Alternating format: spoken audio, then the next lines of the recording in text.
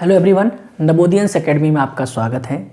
हम अध्ययन कर रहे हैं संख्या पद्धति के अंतर्गत शेष पर आधारित प्रश्नों का। शेष पर आधारित प्रश्नों की ये तीसरी वीडियो है।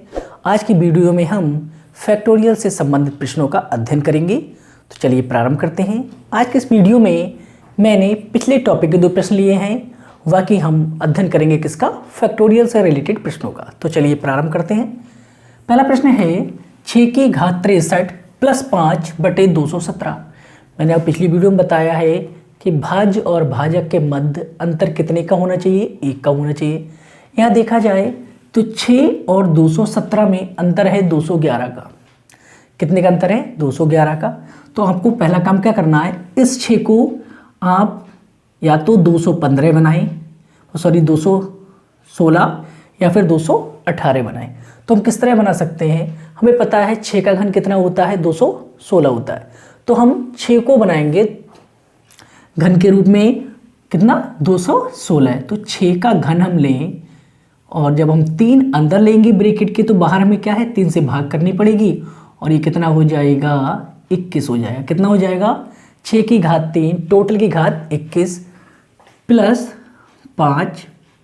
5/217। अब आप इसे देखें तो ये क्या हो गया, ये हो गया 216 की घात 21 + 5/217। मैंने बताया आपको, जब ऊपर की संख्या क्या हो, छोटी हो, कितनी छोटी हो, 1 छोटी हो और उसकी घात क्या हो, विषम हो, तो नीचे वाली संख्या में से हम क्या करते हैं, 1 घटा देते हैं। नीचे वाली संख्या में से क्या करते हैं, 1 घटा देते हैं। और जब आप नीचे वाली संख्या में से 1 घटाएंगे तो आपको ऊपर क्या मिलेगा, आपको ऊपर मिलेगा 216 + 5/217। ये तो मिलेगा आपको। तो अब जब आप इसे हल करेंगे तो देखिए 217 से 216 तो 1 कम है, कितना हुआ, -1, और प्लस का कितना है, 5। -1 और +5 कितना हुआ, +4। तो 4/217 इज मीन दैट रिमाइंडर आपका कितना हुआ, 4 हुआ। रिमाइंडर कितना हुआ, 4। ये पूरा डिटेल में बता दिया मैंने, जैसे कल बताया था। वैसे मैंने आपको क्या बताया कि भाई जब सॉल्व कर रहे हो, घात किस में है, माइनस में है, तो क्या -1 और प्लस का कितना, 5, कितना हुआ, 4 हुआ। तो आंसर आपका कितना हो जाएगा, 4 हो जाएगा। ये पूरा डिटेल में हो गया, शॉर्ट में आपको ऐसे ही करना है। अगला प्रश्न है 7 की घात 80 - 3/50।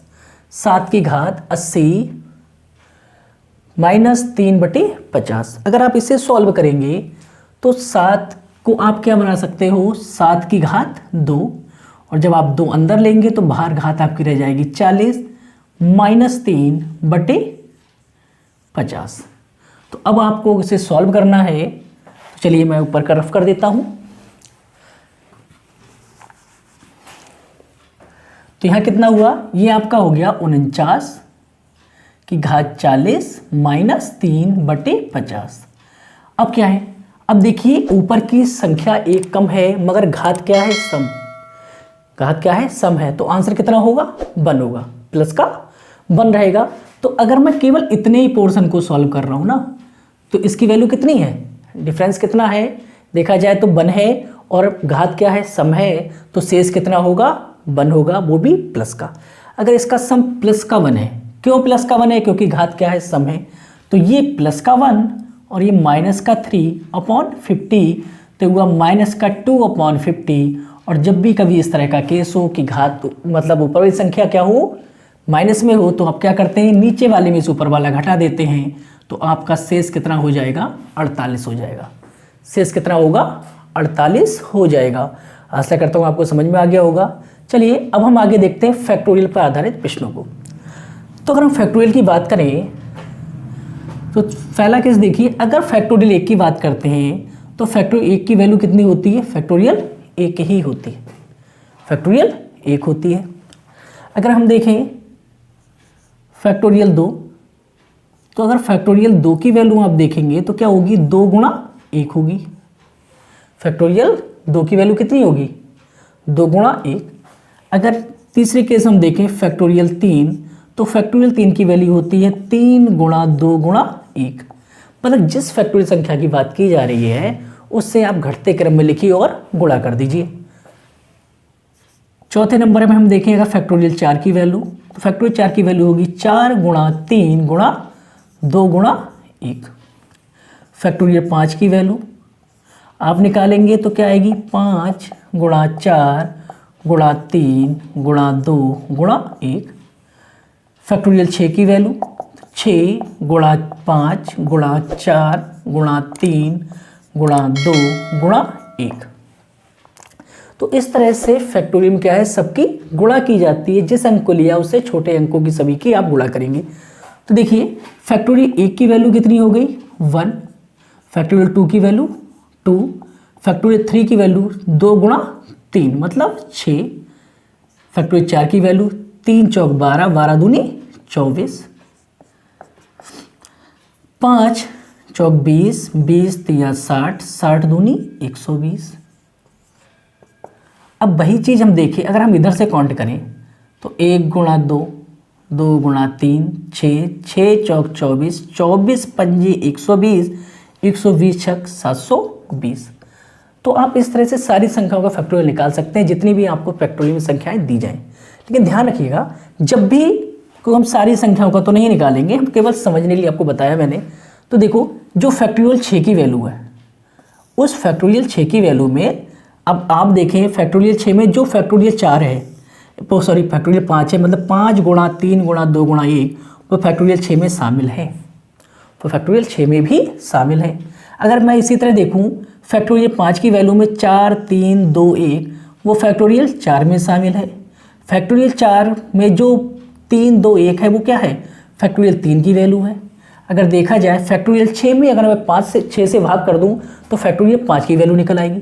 फैक्टोरियल 5 में अगर मैं 5 से भाग कर दूं तो फैक्टोरियल 4 की वैल्यू निकल आएगी। फैक्टोरियल 4 में अगर 4 से भाग करूं तो फैक्टोरियल 3 की वैल्यू, और फैक्टोरियल 3 की वैल्यू में अगर मैं 3 से भाग करूं तो फैक्टोरियल 2 की वैल्यू, और फैक्टोरियल 2 की वैल्यू में अगर 2 से भाग करूं तो फैक्टोरियल 1 की वैल्यू। अगर फैक्टोरियल 1 में 1 से भाग करूं तो फैक्टोरियल 0 की वैल्यू भी क्या निकलेगी, 1 ही निकलेगी। ये आपको ध्यान रखना है। तो फैक्टोरियल 0 की वैल्यू भी कितनी होती है, 1 होती है। क्या ध्यान रखना है कि हर अगली संख्या में पिछली संख्या का फैक्टोरियल शामिल रहता है।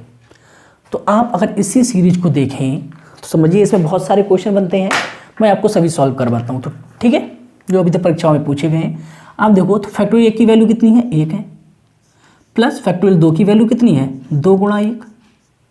फैक्टोरियल 3 की वैल्यू कितनी हुई, 3 गुणा 2 गुणा 1, प्लस 4 की वैल्यू 4 गुणा 3 गुणा 2 गुणा 1, प्लस 5 की वैल्यू तो कितना होगा, 5 गुणा 4 गुणा 3 गुणा 2 गुणा 1। ऐसे ही हम आगे देखें तो 6 गुणा 5 गुणा 4, यही आपकी सीरीज चलती रहेगी। और इसको टोटल को हमें भाग कितने से करना है, भाग करना है 12 से। तो देखिए अगर मैं देखूं तो फैक्टोरियल 1 की वैल्यू किस में है, फैक्टोरियल 2 में है। जो ये फैक्टोरियल 2 की वैल्यू है वो फैक्टोरियल 3 में भी शामिल है। फैक्टोरियल 3 की जो वैल्यू है फैक्टोरियल 4 में शामिल है। फैक्टोरियल 4 की वैल्यू फैक्टोरियल 5 में शामिल है। इसका मतलब जो प्रारंभिक श्रृंखला है वो आगे जाके शामिल होती जा रही है।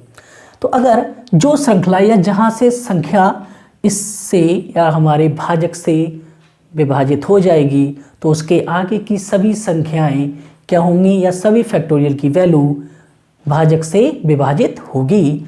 तो आप देखें तो इसकी वैल्यू क्या आ रही है, तो भाई इसकी वैल्यू तो 1 हुई, इसकी वैल्यू कितनी हुई 2, इसकी वैल्यू कितनी है 6, इसकी वैल्यू कितनी है 24, 24 के बाद जो वैल्यू हमने निकाली कितनी हुई 24 पंजे 120, फिर क्या हुई 720। तो ऐसे श्रृंखला चलेगी और हमें भाग करना है कितने से, 12 से। तो जब 12 से आप भाग करेंगे तो 12 से 1 तो कटेगा नहीं, 2 नहीं कटेगा, 6 भी नहीं कटेगा, 24 कटेगा। तो 12 दूनी 24। अब देखिए 24 कट गया, 24 वैल्यू किसकी है, इसी की वैल्यू तो है, ये फैक्टोरियल 4 की वैल्यू 24 तो है। तो क्या ये 24 इसमें शामिल नहीं है, तो ये फैक्टोरियल 5 में भी तो 24 शामिल है। क्यों, क्योंकि 24 वैल्यू किसकी है, फैक्टोरियल 4 की है। तो फैक्टोरियल 5 में भी तो फैक्टोरियल 4 शामिल है, फैक्टोरियल 6 में भी तो फैक्टोरियल 4 शामिल है।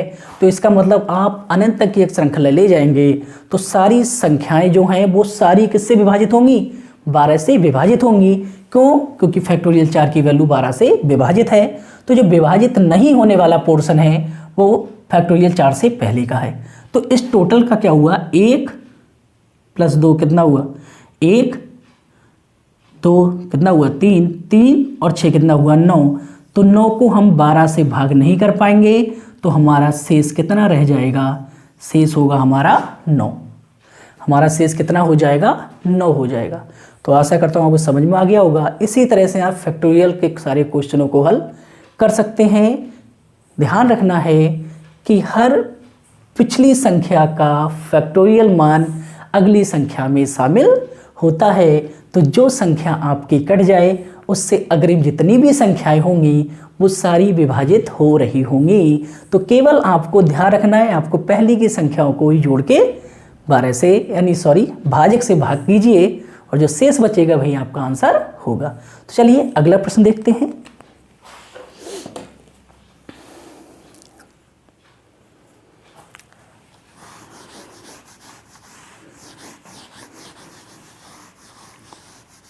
तो देखो फैक्टोरियल जो है वो सेम ही रहेगा, हम केवल भाजक को चेंज करते हैं। किसे चेंज करते हैं, भाजक को चेंज करते हैं। अभी हमने भाग की थी किससे, 12 से। चलिए अब हम भाग करते हैं किससे, 30 से भाग करते हैं। किससे भाग करते हैं, 30 से भाग करते हैं। अगर हम 30 से भाग करें तो अभी मैंने आपको बताया 1 की वैल्यू तो 1 होगी, फैक्टोरियल 2 की वैल्यू 2 होगी, फैक्टोरियल 3 की वैल्यू 6 होगी, 4 की वैल्यू 24 होगी, 5 की वैल्यू 120, 6 की वैल्यू 720 प्लस फैक्टोरियल 7 की वैल्यू निकालूं तो 7 गुणा 720, क्योंकि फैक्टोरियल 6 की वैल्यू तो शामिल होगी किसमें, फैक्टोरियल 7 में। अब आप इसे भाग करेंगे किसने से, 30 से हमें इसे भाग करना है। कितने से भाग करना है, 30 से। तो आप 30 से 1 को भाग करोगे, शेष कितना बचेगा, 1 ही बचेगा। 30 से आप 2 को भाग करोगे, 2 शेष बचेगा। 30 से 6 को भाग करोगे, 6 शेष बचेगा, क्योंकि भाग होती ही नहीं है। 30 से आप 24 को भाग करोगे तब भी शेष 24 ही रहेगा। लेकिन जैसे ही आप 30 से 120 को भाग करेंगे तो 30 चौक कितना हो जाएगा, 120। अगर ये 120 कट गया तो 120 तो इसमें भी शामिल है, क्योंकि ये भी क्या है, ये 6 गुणा 120 ही तो लिखा गया है।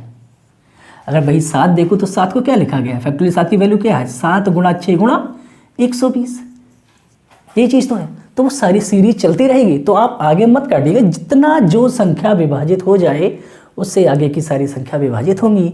हम पहले वालों को ऐड कर लेते हैं, इसे ऐड करेंगे और हम करेंगे 30 से भाग।